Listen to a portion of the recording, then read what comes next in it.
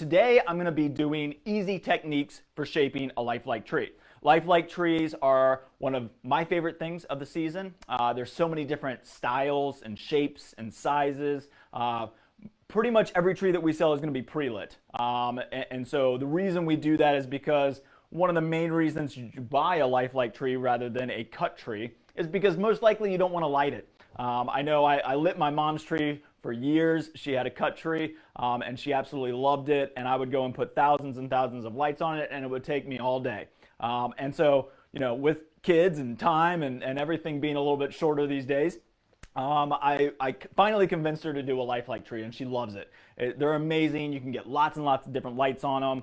You can get some that are warm white that change over to color. You can get some that are just warm white. This one is actually a little micro LED light, so it actually looks like you don't even see any wires at all. It looks like the lights are right there inside the tree. So you got natural, you've got traditional, downswept, upswept, everything that you can think of. And we've got an amazing selection here at McDonald Garden Center, so we definitely want you to come and check out. If you were thinking about getting a lifelike tree and you haven't gotten one before, you're definitely going to want to come check out our selection. We've got some of the most unique trees and trees that you won't be able to find anywhere else locally. So you definitely want to come check us out. And of course, pick our brains. We've been doing lifelike trees for, oh man, probably almost 40 years. So we know a lot about them. I have been buying them for almost 12 years. So I know a ton about them, probably too much. But what I'm going to do today is I'm going to show you how to shape one, and I'll also give you lots of little tips and tricks along the way that I use whenever I'm shaping my tree. What I will tell you to kind of preempt this is if you don't love shaping your tree, or you shape it a certain way and you love the way you shape it, that's great. It's to the eye of the beholder. It's whatever you want your tree to be. That's why I love them, because you can maneuver and change them and manipulate all of the tips and the lights and everything. You can do so many different things with them. But what I want to do is just give you some idea of how I shape a tree, and hopefully some of it helps you. So I've got my brand new tree here. This is the one that I'm going to shape today, is called our grandest fir. This is one of my favorite trees. It's very natural looking. It's a little bit more on the woodland side, designed by a company in Europe. They are absolutely amazing, very forward thinking. So really, really cool. This is an Everlands tree. What I will tell you is when you open up your box, and that's what I'm going to do right now, and I'm going to be moving around a lot, so stay with me, and if I make any loud noises, I apologize. But definitely, when you open your box, just make sure you've got all your parts in there. Now, I've already taken a couple parts out because I've already shaped them, so you can see the end effect when I get done. But whenever you pull out your tree, you should have, for a typical 7.5 foot tree, you're going to have 3 sections: bottom, middle, top, your base, your stand, and then your power connector. So a lot of our trees these days are LED, so you're going to see lots of different transformers and lots of different setups. I'll get to that in a minute. But also look for your instructions. So I already pulled this out. So right here I've got my little instruction booklet. Just take a second and look through it. Sometimes you'll find some interesting things in there. Typically, as far as shaping the tree, they're not going to give you a whole lot of tips and tricks on it. They'll tell you just kind of how to basically set it up. But there is good information in here. And especially with Everlands, we carry Everlands trees. We carry a lot of other different varieties or different companies' trees. But check them out, because sometimes they have a way for you to register their tree on their website, and Everlands does. So if you ever buy an Everland tree from us, you can go to their website, register your tree with the receipt that you have from here, and you get an extended warranty on it. So we have a 3-year warranty on our trees. That's an in-house warranty. It's a really cool system. Basically, if anything happens in 3 years, we'll fix your tree for free. If we can't fix it, we'll get you a new tree. So it's a great thing. We also fix trees after 3 years. So if you ever have a problem in the future with your tree, then we can try and fix it after that 3-year warranty. It does cost a little bit, but it's not too bad. So if you love your tree and you've had it for years and all of a sudden you take it out and it doesn't work and you purchased it from us, you can always bring it back here and we can look into it and see if we can fix it for you. But what they have is they have a 2-year warranty on their lights. We extend it to 3 years, so that's our in-house policy, is we always have a 3-year warranty on all of our trees. But they have a 12-year manufacturer warranty, which means the structure of the tree, if anything happens to the tree, if the tips all start to fall out all of a sudden, or something major drastically happens, as long as you're not storing it in a shed or somewhere where it's getting a lot of moisture content in it. So as long as you don't void that warranty, it's a great setup, and they'll communicate to you through email or through their website. So register your tree. If you have the option to do it, definitely do it. Take the advantage of it. If you bought the tree from us, you know you're covered for 3 years, and that's a great sense of relief, because when do we pull out our tree? Right around now, right around the Thanksgiving time frame. And when you pull out your tree, there's nothing worse than when it doesn't work and then you have to box it all up, ship it back to the manufacturer. You don't have to do that here. You can just bring it to us and we'll try and fix it for you. So you always have that kind of safety catch of knowing that you can always bring it in. So always look for your packet, read through it just real quick, and use that information. We also have a little handy handout that we're going to post with this webinar. So if you're looking for the notes for this webinar, when we post it on our website, you'll get this with it. We'll try and copy a link to it as well in the comment section so that you can pull this up. But this is just a handy little kind of very, very basic step-by-step process on how to shape your lifelike tree. So we'll have that. We'll go by that throughout the entire setup. But typically what I like to do is open up my box, make sure I've got all my parts and pieces and everything. So I've got the bottom section in here. The first thing I like to do is pull out my stand. Every stand is different. Every tree is different. So not of the same type. So if I've got grandis, they're all going to be the same stand and the same type of tree. But every other different tree. So this one is a snowy Norway spruce. So the snowy Norway spruce is a little bit different than the grandis. They're all going to be different. But take out your stand. Some stands will have 3 holes around the top that you'll put a screw in individually. Some of them have 1 screw. Some of them might have a locking mechanism down here in the base. So just kind of investigate it. Make sure you kind of understand what's happening with it. This one basically has a hole in the top here. Once you line it up and you start to twist it a little bit, you'll feel that it locks. And you can see now I can't close it. If I untwist it a little bit, then it closes.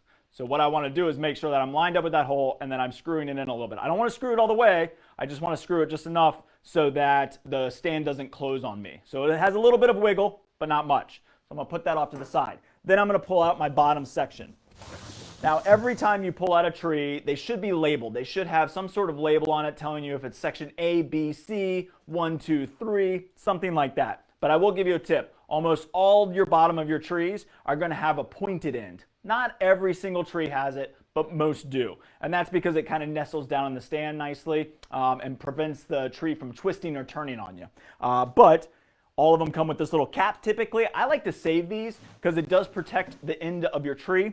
The worst thing that could possibly happen is if all of a sudden you go to put up your tree and the base got dented. Now the bottom section, not a huge deal, but your other 2 sections, if they don't fit into the top of this, then you got a problem. You got to do some little bending and then you could you could void the warranty, or there could be other issues that could occur. So I like to save these. I like to put everything back in the box. Some people store it in a tree box. We'll talk about that when I get to the end, about how to store your tree. But basically the bottom section should have a spike with a cap on top of it. Take the cap off. I'm going to put that back in the box. And then I'm just going to pull it out. Now you can use it like this. Now pretty much every tree these days is going to have hinged branches. And hinged branches mean just like this. It's hinged in there. So when you turn it upside down, it'll look like this. And when you go to store it, this is how you would do it. But basically what I'm going to do is I'm just going to set this off to the side. I'm going to move my box out of the way. And then I'm going to pull my table over here so you can see this. So here I've got my stand. Make sure you're on a level surface. Make sure wherever you're putting the tree that you're near a power outlet as well. Love for you to put your tree directly into the power outlet. If you go through anything, go through a surge protector, that's okay. But typically you want to plug it right into a wall socket if at all possible, especially with LED because it's working off of a transformer. If you have to go through anything, go through a power strip or through a very good extension cord, not just a cheapy little indoor extension cord. So then all I'm going to do is just kind of support it on my shoulder here and then just drop it right down into the stand. So you can see that. And then your tree just falls apart. And you can see here, this one was labeled with section A. I usually take that off with a 7.5 foot tree. I typically am going to know which section's which because the bottom is going to be the biggest section. It's going to have the pointed end. The middle section is going to be the next biggest section. And the top is a tiny little piece with a different kind of a connector at the top. So it's pretty easy to kind of keep an idea of it. If you do want to keep it, what you can do is typically take it off. So we can take this little section A off. It's bright red, so it's going to show up, so I don't really want it in there. So let's see, you can see that. So if it's hanging out here on the end of your branch, you're probably not going to want it there. So if you want to, you can take it and put it on the inside somewhere, just so that you always know where it is and I'll show you how to hide that when we shape our tree. So now that I've got it in here, I typically don't tighten up my base. And the reason I don't is because you do get a little bit of spinning option here. And the reason I like it to be able to spin is sometimes I'll take a seat. Usually I'd be doing this on the ground, so I'd be doing it where the tree is going to stay. I don't want to have to move it a lot. I don't want to have to drag my tree around. I might do a little bit of that today so you can see it. But typically I'm going to put my tree right where I want it. And then I'm going to not screw it all the way in yet. I will towards the end. If you do screw it in at the very beginning, that's just basically anchoring your tree to the stand so you know you don't have any wiggle. And see, now I can't turn it. It doesn't spin. So I like to have a little bit of ability. It usually won't with that spike. It usually won't spin all the way around 360.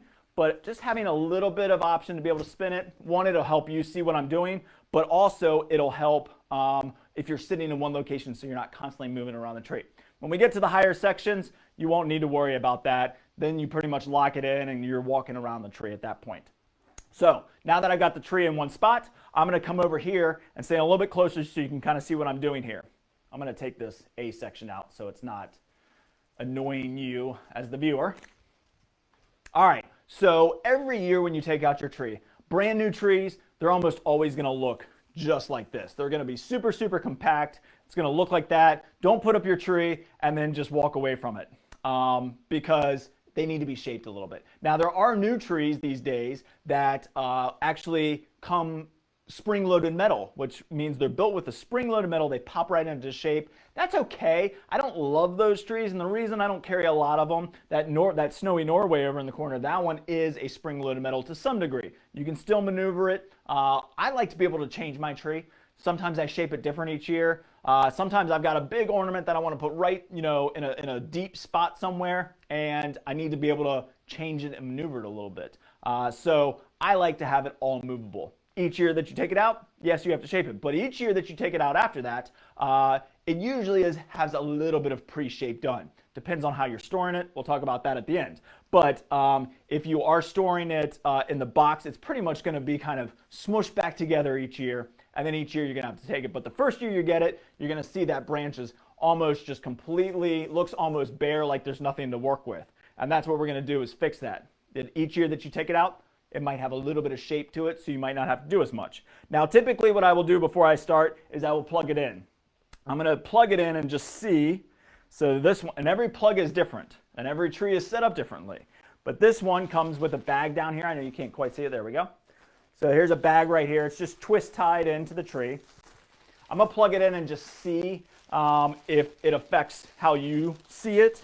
I always like to plug in my tree because if there's an issue, then you're going to see it while you're working on it. And that's a good thing to kind of be able to see all the lights. So let me get my plug down here.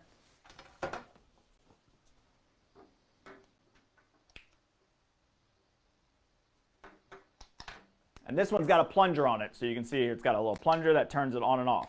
It's also got functions. As you can see, it's going from multi to warm white. So I'm going to take that and let's just put it on a warm white, just steady on if I can.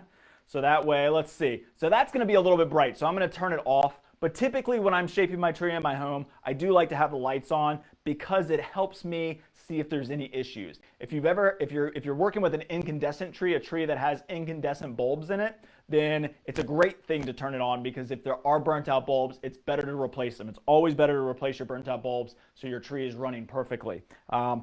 With an incandescent tree, if one burns out, the line shouldn't go out. But if you run into a loose bulb, you'll knock it around, you'll see the lights flicker. It's just a better thing to have the tree on. I'm going to turn it off so that you can see what I'm working with.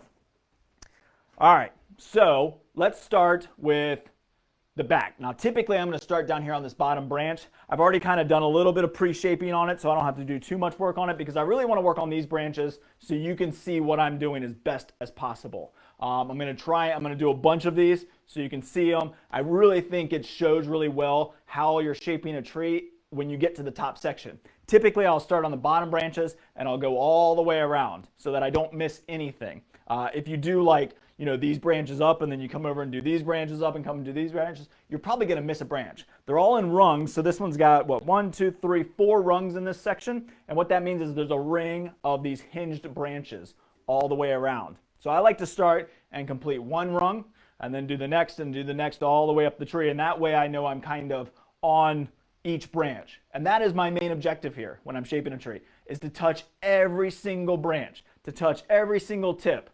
Because if I do that, I know I'm going to get the full potential of my tree. And so that's what's the most important thing. And that's what I train. When I train our staff how to shape a tree, that's what I always talk about. Make it a goal to try and touch every single tip and make it exactly what you want it to be and put it exactly where you want it, because that's going to give you the most potential out of your tree and the most lifelike look. And that's what we're going for. So I'm going to shape these branches. Now, every tree these days, typically, not every single tree, but most trees these days are going to have two types of material. It's going to have a PVC and a PE. And so PE is going to be this molded tip, and that's what I refer to it. It's going to be a lifelike molded tip. I like these. The reason I like these is because a lot of people say they might kind of look a little bit fake. I don't think it does. I think it actually looks more lifelike personally. It's got a nicer texture to it, so it feels a little bit nicer, but also each year that it comes out nice. It doesn't come out kind of crimped up, crinkled over time. The metal doesn't bend as much. It's easier to see, and it just gives the tree a lot more ability to have lots of different styles. And that's why they started to use it, is because what can you really do with this classic PVC material? You can change the color, you can change the length of it, but that's about it really. You can't do much. These are designed right after actual firs, pines, spruces. So these are really, really cool because they can do so many different things with it, and you're gonna get lots of different looks. And the reason I chose this one is because it's very cool and it's got a bunch of that PE, that molded tip. So the shredded PVC back here is really used these days as a filler. One, because it's a little bit cheaper than this. This, if you did the whole tree in this, and we've had them in the past, it comes really heavy, so your tree gets really, really kind of heavy to work with. But also, it doesn't work as well as a filler, and it makes the price of your tree go up. So to keep prices down a little bit, we use this material in the back to kind of create a filler, and so use it as that. Use it as a filler. So let's start with, I'm going to try and put some of these branches over here and just kind of keep them out of my way. And sometimes that works, sometimes they fall back down. But I'm going to start on this branch here so you can see exactly what I'm going to do. Start at the bottom typically, but this is how you're going to do each and every single branch. Once you start at the back, I'm going to turn this just so it's facing directly at the camera so you can see. And what I'm going to do is start at the back of the branch, and I'm going to pull every single branch straight up, but in a V shape. So I'm looking for, if you got 3 tips, I'm looking for kind of a shape like that. You might even spread them out a little bit farther. My fingers don't quite bend that much, but you basically are looking to fill that in. So if you're looking just like you're looking right down this branch, I want you to try and hide this pole back here. That's the idea, is to create a very full effect. And the way to do that is to pull your tips straight up and create a full effect. And what you can do is, you can see here, I've only got one, I think. Yeah, one back here to start with. So I'm going to put that just slightly off so you can see it moving there. Put it slightly off so it creates a block there. So I've got 1, 2, 3 in kind of a half rainbow shape, or a half sun shape. So imagine like a rainbow effect with your tips, and you're trying to create that full dense look. So you're always kind of looking down the line and trying to cover that in. So now this one I'm going to put slightly into this spot. I've got another group of 3. This one I'm going to go a little bit lower so that it's a little bit lower down here. And then this one I'm going to pull back up into here. So now I've got nothing over here. That's okay. I'm really trying to block all of my gaps. So then I'm going here, here, and I've got a third one here. So there we go.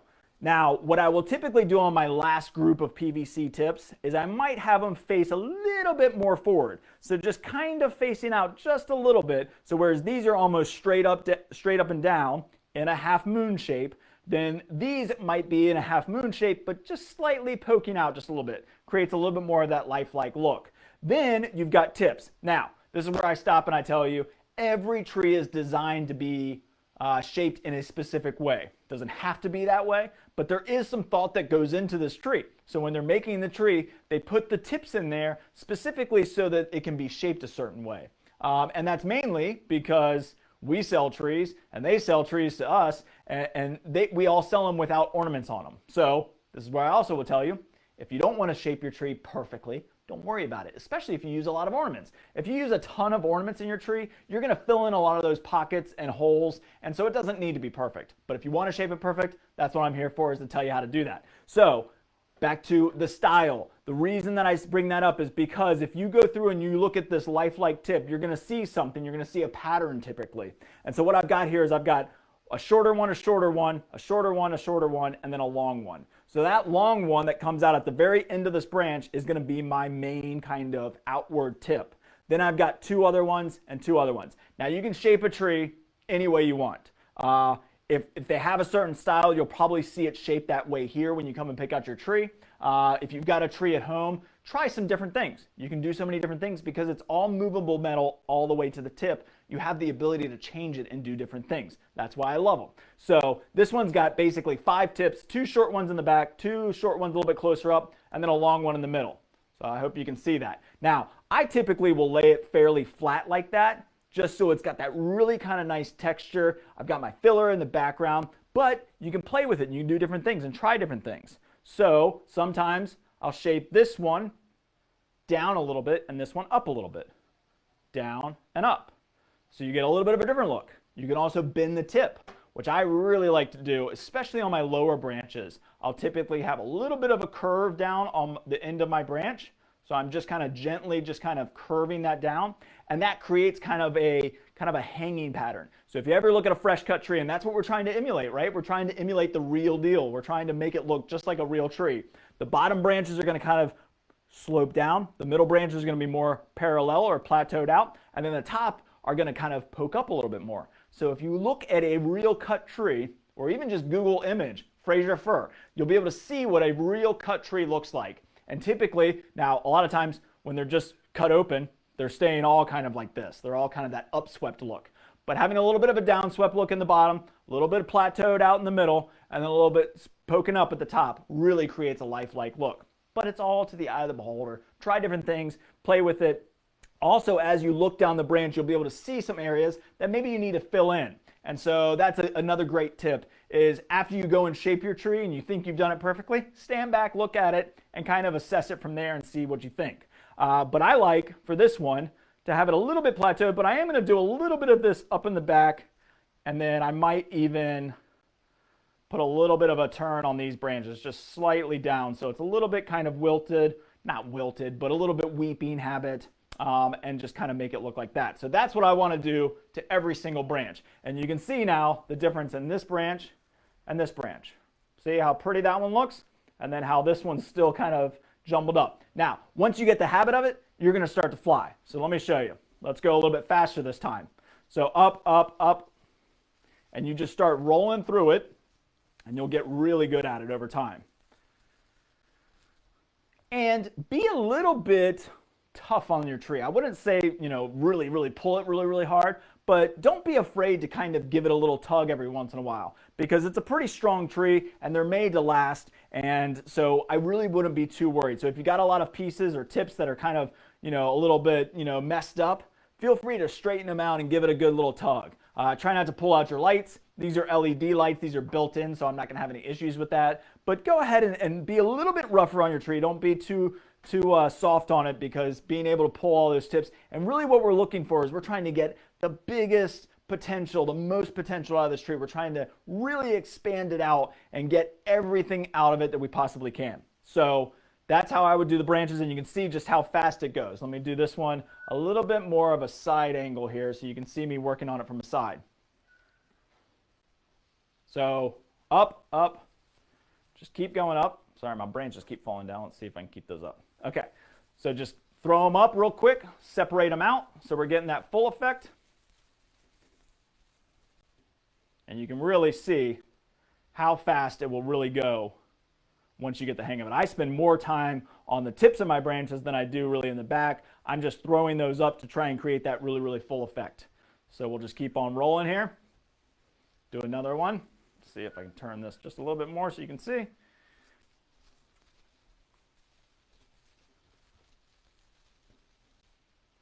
All right. Now, another good tip is these tips are made, again, with a certain style. Some of them are 360 degree. which means it literally is going to be more like a spruce needle. It's going to be full all the way around. Some of them, like this one, or like a Fraser fir, if you went and looked at a Fraser fir, a noble fir, they're going to have a flat bottom, like this one does. It's got a flat bottom, and it's got more of the bushy top. I know you can't probably quite see that, but it does. It's got needles all the way around up here, and then it's got a flat bottom. Now, a lot of times, these tips will be put in a little bit upside down. The way that they build these, it's a machine that basically has thread that wraps around this metal arm, and they're just putting in the tips. And so sometimes they go in upside down. That's okay. We can turn them. It's not hard at all. So just every once in a while, if you see a tip that looks weird, like this one's a great example here. Let me see if I can turn this. So this one right here is upside down. And the reason I noticed that is just because it's a flat bottom. So I'm able to just twist it a little bit, turn it, put a little bit of a turn on it, and then there we go. All right, so now that I've done these branches, I'm not going to do the back side. I'm going to try and go through this a little bit faster. I'm going to pull these branches down. Now, typically, you'd be working on this with all your branches down.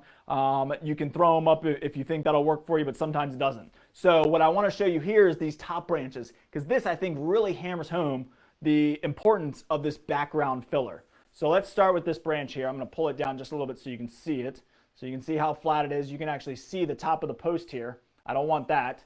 So let's see if we can hide it off. And then you can really see what I'm doing here with this half moon shape.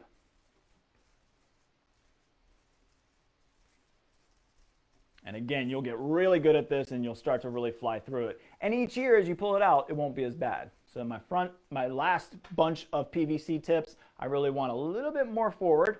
And then we're just going to shape our tips how we like them. Our Lifelike Molded Tips. I want a little bit up on these back two, just a little bit, and then a little bit down on these, and then just put a little bit of a turn on that tip. Another good tip is maybe wearing gloves. So the reason I bring that up is because I just felt there's sometimes the metal gets a little exposed on these, or even the plastic mold will have a little bit of a scratch potential. So sometimes, grabbing a pair of gloves and wearing them, by this point, my hands are calloused up. I don't need them, but sometimes people do love to wear gloves. Let's do another one.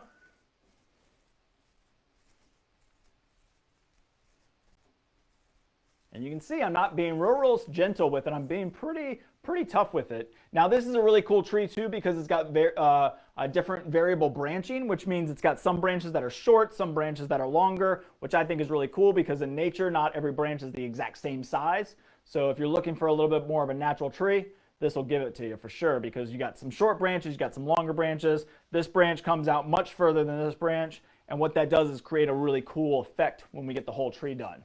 So let's do another one from the side. And you can just see how fast you can get going. But the challenge is still to touch every single tip so that you really get that really cool look. Now sometimes, like I just noticed, you'll have an area where it's like, man, it's really empty right here. So all of this is movable metal. So if I want to, and all of the branches typically sit on a little bit of a hinge that makes the branch kind of stick a little bit more on the upright pattern. So if I want this branch just to come down a little bit, just give it a little gentle pull, and now it's a little bit lower. And that really filled in that hole. Sometimes I'll look underneath and say, okay, well, did I do a good job at shaping this branch? Maybe that one needs to be a little bit more shaped up so that I've got that full potential out of it, and I'm really blocking in that space. And that's basically how you're going to work through your tree. Let's turn this back around. I'm going to do one more of the top branches. So you can see me do one more. And you'll see I'm actually having to get on my tippy toes here to kind of really see what I'm doing. But also because now this area that I've pulled up is all much higher than the center post. And what that does is it really tells you that you can really get a lot of the potential or a lot of the blocking potential, that kind of screening effect that we're going for just by pulling up this background material. That's super, super important that you go through and you shape this up and you're just really pulling it to create that half moon effect because it really blocks in. So now you can see that pull through there. So you can kind of see it. This is where my top is. But when you turn it at the right angle, it goes away. So that's what we're looking for right there. Nice and full back here, spread out tips, shape the way you want, down sweep it. If you want to up sweep it, you can up sweep it. If you ever have a branch that is sitting too low, maybe over time it's just started to sag or you've pulled it down a couple times and you want to pull it back up, put your hand back here closer to the hinge and then just pull up on the metal. And you can see how much further that rests up and how much lower it is now. So it's really easy to change these trees and do a lot of different shapes and different things with it. Now, I've done basically this half here. These top two branches, I've already kind of shaped up the bottom branches, so I'm gonna let those go because you can't really see them. And then basically what I'm gonna do now is I'm gonna drop it down to the floor, I'm going to turn the power on, and then we're gonna put the other two sections on so you can see the whole thing. So let's get this kind of pushed over here.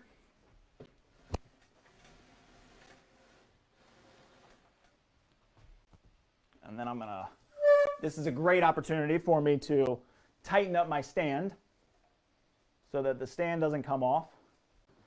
Get my power cord out of the way. And I know you won't be able to see this on the ground, but you'll be able to see the other two sections when I put it up.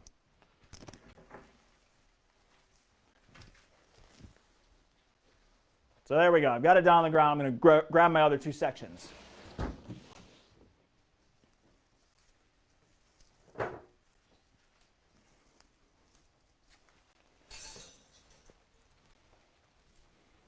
Okay, so these sections have already been shaped.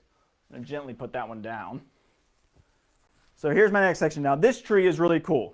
Let's turn my power on because it's got the power built into the pole, which means all I have to do is plug in my bottom section, and then all I got to do is line this up. It's got a little white line on it that tells me where to line it up down there.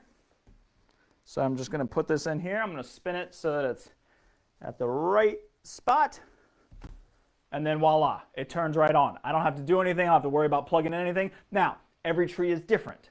So incandescent trees, at least the ones that have been produced in probably the last 10 to 15 years, are going to have a tree cord on the inside, which means it's an extension cord. All the lights are plugged into it for that section. The extension cord drops down to the next extension cord. You should have one plug come down out the bottom. You might have an older tree where it's got all the cords that come down through the middle, and that's fine too. Get a power a surge protector and put all your plugs in there. We like to try to not piggyback more than 3 of the incandescent light strands on one socket. So we typically are trying to spread them out as much as we possibly can. Even LED trees, some of our new LED trees this year have the top section has a cord that's long, goes all the way down to the bottom, plugs into 3 different types of transformer connectors, and then it all connects to the one transformer and plugs in. So every tree is designed differently. Take your time. Look through it and you'll be able to figure out. It's pretty simple. So now I've got the top here. Same thing. Just going to line it up. And there we go. It's all lit. And then because this is a really cool tree, I've got all the different functions. So I can change it to a flashing effect. I can do a slow fade so it slowly brightens up and slowly fades away. Then I can go to a color flip, where it's going from warm white to multi. Really love their multi lights because they actually include some white lights in there as well. So you get the multi look, but you still get some of those warm white lights in there. It's a really, really cool effect. Then you've got a couple different functions with the multi, and then just your warm white. It's also got the built-in timer too, which is really nice. So I know you can't quite see, I don't want to pull the cord too hard, but down here on this, there's a little red light that's in the button, the function box. And if it's on, that means my timer's on. So every day, the tree's going to come on at the exact same time. If I don't want it on, just hold down the button, the light goes off, and then I can just use the plunger to turn it on and off. So it's just a little foot pedal, I guess you could call it. So really, really cool tree. Again, every tree is different. Some of them are just warm white all the time. Some of them are multi all the time. I love the ones that can color change because if you got kids, then you can change the color for them if you want. When you're having a drink with your wife later in the day or whoever, your significant other, then you can enjoy the warm white because us adults typically like warm white. But there's lots and lots of functions to them, and there's lots and lots of different shapes and styles. As you can see, this tree is very unique because it's got a lot of different plateaus or different kind of levels in it. And that's why I love this tree, because it's very natural and it allows me to hang big ornaments towards the end of the tree because these tips stick out at variable lengths. So it's a really, really cool tree. At this point, I typically stand back, I look and I say, I can see a pole here, maybe I want to, hide something here, maybe I missed a branch over here. Then you can go through and touch it up, stand back. I like to do the squint test where you squint your eyes. You can kind of see a little bit if you need to, little changes here and there, but it's really easy to do. And again, to the eye of the beholder, it is what it is, whatever you want it to be, and you can change it and manipulate it and make it anything. Love these trees, lots and lots of different ways to shape them. So I hope that helps. Take your time. If you've ever got questions, especially if you bought the tree from us, before you do anything or change anything or do something that maybe might mess up something, give us a call and ask us questions. We know a lot about the trees. We know a lot about how to shape them, or if there's something different. Some of them come with remote controls. Some of them, the function box is actually in the plug. There's a lot of different variables out there. So take a minute, figure out exactly how your tree is supposed to operate and run. Try not to change anything. If some lights aren't working, it's different. Now, the way that the power in the pole technology works and what we call is an instant power technology, IPT. So if you ever see an IPT in our trees, that means that the power is in the pole. And what that does is basically the power source goes into the pole and then the bottom section lights up through another connector on that pole. Same with the middle section. You'll see it. Well, I don't know, you can't quite see it from here. But what I'm looking at here is basically a plug. LED is going to be different than just your standard two-prong plug. It's going to have a little bit of a different setup, but it's really easy to figure out. Make sure that sometimes there's a little bit of a, it needs to go in the positive and negative side basically. And so what they do is they'll put like a little strip or something in there or some sort of blocker, a little half moon shape, so that when you connect your string, there's only one way to do it. So if you're trying to put it in and it's not going, look inside the plug. It'll tell you which way to kind of put it so that it's lined up perfectly. But sometimes these aren't connected, so sometimes you got to just check that. There's a couple different things you can check. Don't freak out if your tree's not working. If you bought it from us, we're going to take care of you. If you got it from somewhere else and you got questions, by all means, let us know. But pretty much take your time, kind of grab a glass of wine and enjoy your night and shape your tree. So it's really, really easy. Now, when I go to put this tree up, when I go to pack it up at the end of the season, there's a couple different things you can do. I see a question popped up, so let's see if we've got anything that I need to kind of catch up on here. What can I put on my cut magnolia leaves and other greenery to keep it fresh for the holidays? Great question. I'm going to talk about it next week. So Deborah, check out, the Ressa, definitely check us out next week. I'm going to talk all about fresh cut greens. But if you want my honest opinion, real quick, wilt proof is the #1 thing to put on any kind of fresh cut green to make it last as long as possible. If you're putting it in a vase of water, you can get some of that florist stuff. We've got it. It's called Prolong. That works as well. But that is my tip there. To get the smell, I spray oils on my tree skirt. That's a great idea.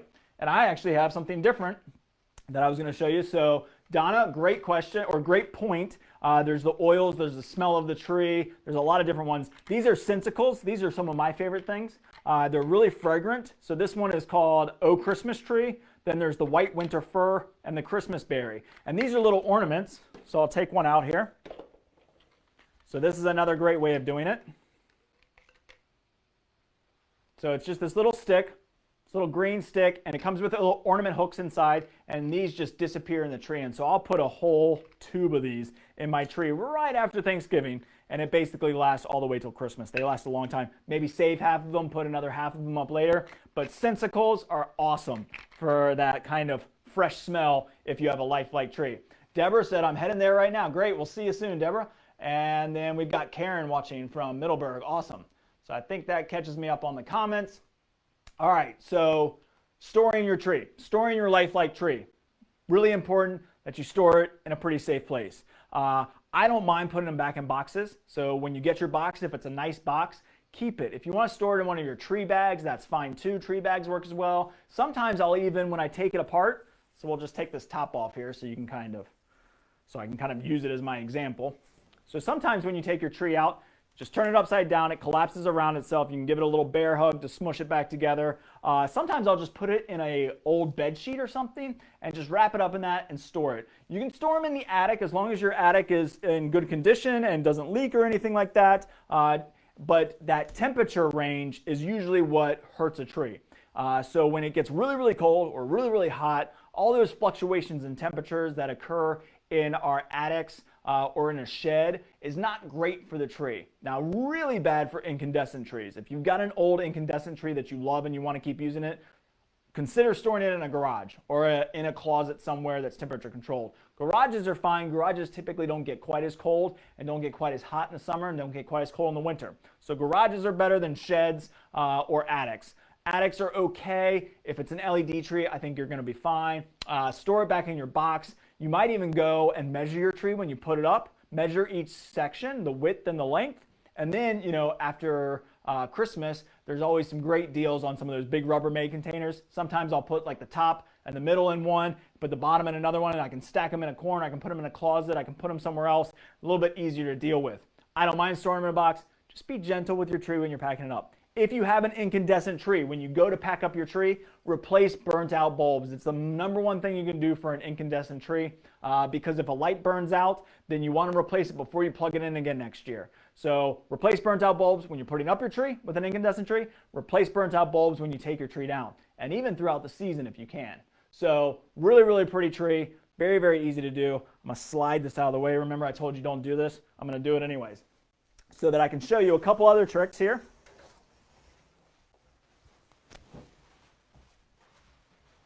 With lifelike wreaths and garlands. So really, really kind of cool way of doing this or thinking about this is to show you what a real fresh wreath looks like. Let's start with the wreath. Let's do that one first. So this is a fresh wreath, just came in. Really, really awesome. It's got a lot of this noble pine, some Fraser fir, some incense cedar, some juniper berries, some pine cones. So when they make this, as you can see with this, when they make it, it's all kind of going in one shape or one style or one direction. And that's because that's how they're made. Basically, they take bunches. I did it last year, so if you want to check back and look in some of my old videos, I did a webinar on how to make a fresh wreath or garland. And what you're typically doing is you're putting it all in to go around the ring, and so it all kind of goes in one direction. So, because we're trying to make it look as real as possible, look at some real ones, and it'll tell you how to do it. So let's pull out a wreath. I just grabbed a basic wreath, and when you pull it out each year, you're like, oh man, I think I needed a wreath. It looks so bad. It could be in 100 different directions. But what I want to do is show you how to shape this so that you get the most realistic look out of it. So I'm going to try and come a little bit closer so you can see what I'm going to do. I'm going to try and do this opposite. So this one's already kind of going in one direction. If it were going in different directions, then I might take my hand and just, even though I'm going to be packing it all together, try and get it all going one direction because that really helps you shape it. So when I go to shape this wreath, I'm going to take it, and instead of going all the way, just flaring everything out as much as possible, kind of like that, I'm going to try and keep it all in one direction. So all I'm doing here is trying to, and typically what I'll do is I'll start on the inside ring and the outside ring and try and go back and forth. But basically I'm just going to pull it out. And I don't want to get too high up, so I don't want to get too vertical on the top. If I get too straight up and down, let's do it this way. If I get too straight up and down, it doesn't look like a wreath anymore. It just looks weird. So, and again, it's personal preference. If you like it that way, by all means do it that way. But I like it to all kind of look as much as a lifelike wreath as I possibly can. So I'm going to try and get it all going in the same direction. And then I'm going to try and give it a little bit of poof because you can see the difference between here and here. Looks a little bit nice and fresh, and it's all shaped out.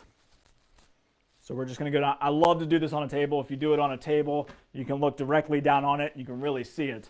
I'm going to try and push myself here and do it so that you can see what I'm doing. And I'm looking down at the camera at the video so that I can see how it looks. But basically, that's what I'm going to do is I'm just going to go through, I'll flare out a little bit. I'm going to make sure that all my tips are nice and straight and that they're all going in one direction. So you can see that. See how I've started doing that? Real easy. Now, let's pull out the one that I did before. And you can see a before and after. So here's what it looks like when you pull it out each year. All kind of mangled up. Doesn't really look like it's got a great shape to it. And then when you go through and shape it, that's the back side.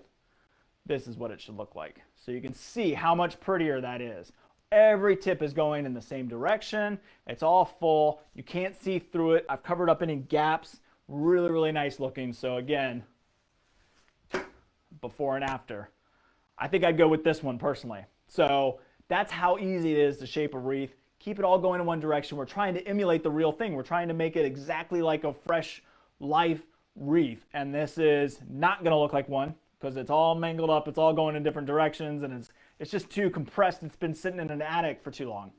This one looks much, much more realistic. And I like to use an artificial wreath like this or a lifelike wreath like this to show you because you can see how good it looks. If I did something like this one behind me, it's got berries and stuff like it. These pretty much come in a nice shape already. You might have to do a little bit of tweaking on them each year just to kind of touch them up, but this is how you want your wreath to look each year. All going in one direction, no gaps, you can't see through it, looks amazing. That's how you want to do your wreath each year. Now, garlands are actually a little bit trickier for me personally. I don't know why, I just have a hard time kind of getting a garland to look really, really nice. So I'm going to show you though, I've worked on it for years. I think I've kind of perfected it now. But let's start. Got this gorgeous garland in. This is the real thing. So, but I wanted to show it to you. So this is our mixed garland. It's got some arborvitae, some cedar, some Douglas fir. It's a lot of different looks, but you can see again, it's all going in one direction, right? It's all going this way. There's nothing that's going back against the grain. So what we want to do is create that same look. These are gorgeous. These just came in. So if you're looking for fresh, we've got some in already. But you know, a lot of people use the white pine roping, the white pine garland. It's all the same thing. It all goes in that one direction. You can see it right there. If I hang it upside down like this here, all goes in one direction. So we're trying to make it lifelike. We're trying to make it real. How many times do we pull out our garland and it looks like this? So you can see the difference there. This looks all mangled up. This looks nice and fresh because it's the real thing, but it's all going in one direction. So we're going to try and do that. Now I got a couple tips here as well. One, when they build a garland, typically they're going to have a backside. So I can see it here because it's a kind of the backside. Everything's somewhat pulled to the front. You're going to have a couple branches here and there. So I like to try and get my backside identified. That's my front side. This one's got lights in it, so you're going to see a little bit of lights and cords in there. I'll try and get that out of the way. But again, garland all wants to go in one direction. This is fairly new, so this one is going somewhat all in that one direction. But if it's not, if it's going in multiple different directions, just take your hand and go through it. Be somewhat gentle, but be somewhat tough as well. And just get everything going in one direction. That really helps. Then I'm just going to keep going in that direction. I'm going to try and create a bunch of these going down. Now this one's got a couple different tips in it, so it's got a couple different colors, and you're going to identify that as well. Similar to your lifelike tree, they built it with a purpose in mind. They built it so that it has a certain look to it. So it doesn't have to be that, but if you can get it close to that, then it'll look the most realistic. So this one's got a slightly darker texture, a slightly darker tip, and then it's got a slightly lighter tip. The lighter tip shows up better on the dark green, so I like to use the dark green as the background, and then use that light green in the front a little bit. So if I can pull those light green tips forward, but again, it's all going down. So we'll just keep on doing this so you can see.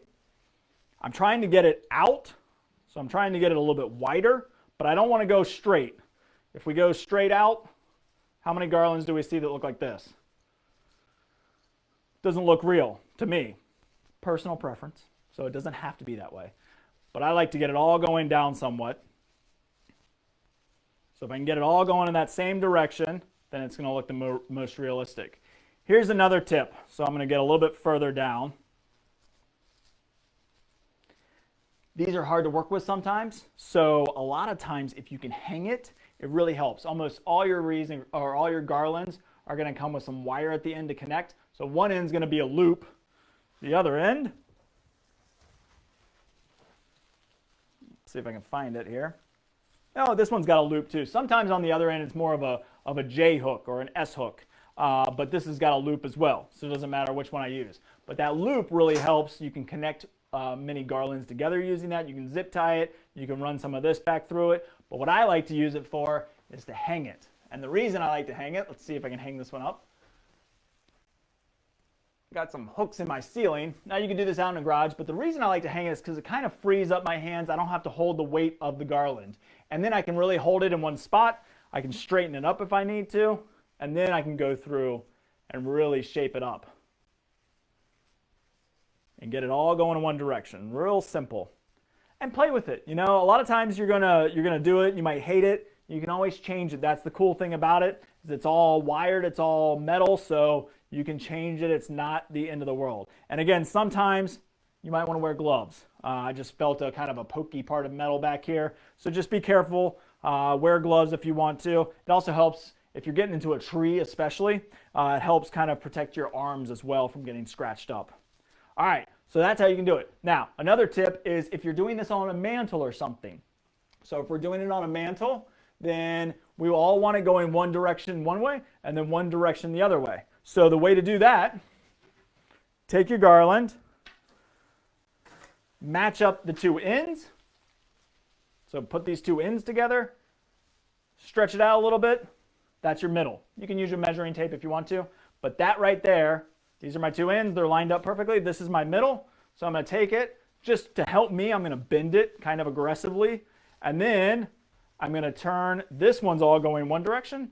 And then I'm going to take this and turn this all going the other direction. Now you're going to have a little bit of that weird gap in the middle here where they start to separate, but that's typically where you're going to put something. You know, if you're using this on a mantle or a tablescape, maybe you'll put a candle there or some ornaments or a lot of different things that you can decorate, a poinsettia, lots and lots of different options. But to make it look realistic, if you have it on your mantelpiece where you have a true center point, then you don't want it all going one direction. You want it going one direction this way and one direction that way. That's going to look the most realistic. If you're using a real garland, you would just cut it. So you would cut it, let it go that way, and then let it go this way. So I typically don't like to cut my garlands, because my lifelike ones, because I might use it in a different spot next year. I might use it over a doorway or, you know, on my front porch. So I don't typically want to cut them. Not that it'd be the end of the world. It's hard to do. Just get some wire cutters, but you can get through it. But basically, you're just going to pull it all the opposite direction and then shape it again using all those V's. So real simple. Let me pull out the one that I did before.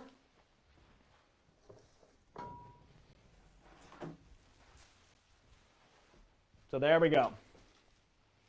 That is what it should look like right there. See how it's all going one direction? It looks really nice and full, nice and bushy all the way. Everything's going in the same direction. And that looks much better than this. So there's our samples. So when we're shaping our lifelike trees or our wreaths or our garlands, look to the real thing for a good example. But also, come and ask us here at McDonald Garden Center. It's super easy to do. We've been doing it a long time. Take some time with it. If you fail, it's not the end of the world. That's why I love this. That's why I love these trees and these wreaths and these garlands, is because you can shape them and you can manipulate them, you can change them. You can add pine cones to it. You can do anything you want. It gives you a lot of versatility, and you get to use it every single year. So I love my lifelike stuff. We've got a great selection here at McDonald Garden Center, so come and check us out. Next week, I'm going to talk about the fresh stuff, how you want to keep it fresh as long as possible. We'll talk about wilt-proof. We'll talk about prolong. We'll talk about some tips and tricks on your tree stand. If you're doing a cut tree, I support you. If you're doing a lifelike tree, we support you. So here at McDonald Garden Center, we don't definitely love both, and we definitely promote both, and we want you to have all the options that you can to choose from. So let me just check and see if there's any other questions. I think I got through everybody, and I think I've got all of my tips and tricks covered. So really, I hope to see you here at the Garden Center. We look amazing. We've got so much that is coming in. The store smells like fresh greens because they're here. I love them. They're my favorite. But I love the lifelike stuff. You get some great deals this holiday season. So come and check us out here at McDonald Garden Center. I hope you all have a great day. I hope to see you next week when we talk a little bit more about fresh greens. If you've ever put up a cut tree and it dries out on you, if you've got different issues, I'll help you correct that this year for the holiday season. Hope to see you all soon. Have a great day, and I'll see you next week.